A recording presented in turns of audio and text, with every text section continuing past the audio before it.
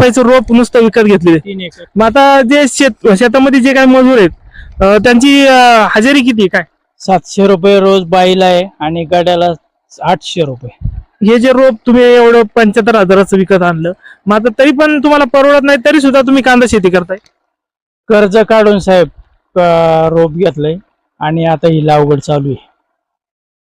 आजच्या अपेक्षा आहे या वर्षी नाही पुढल्या वर्षी बाजार भेटतील या अपेक्षेवर जगणं, बाकी दुसरं काय.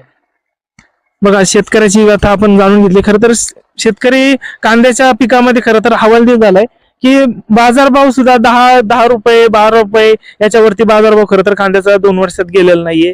त्यामुळे शेतकरी सुद्धा हवालदिल झालेला आहे. शेती करणं खरं तर शेतकऱ्यापुढे मोठं आव्हान आहे. जी मजुरी देणं सुद्धा या ठिकाणी शेतकऱ्याला परवडत नाही. एकंदरीत आता कांद्याचं जे काही 4 महिने कांदा जो असतो त्याचा एकंदरीत तुम्हाला खर्च किती होतो? एकरी 1 ते 1.5 लाख रुपये खर्च येतो साहेब, कांदा लागवडीपासून काढणी रोपापासून तर काढणीपर्यंत साठवणुकीपर्यंत. आणि आज साठवलेला कांदा 6 महिने बराकीत ठेवून आज तो 8 आणि 9 रुपयांनी जातो. काही वेळेस खराब झालेला कांदा 5-6 रुपये, निम्मा कांदा फेकून दिला जातो. खरं तर शेतकऱ्यांची अतिशय बिकट परिस्थिती आहे. कांद्यापासून खरं तर या ठिकाणी नफा कोणत्या प्रकारचा नाही, तरी सुद्धा शेतकरी प्रत्येक वर्षी कांदा लागवड करतो आणि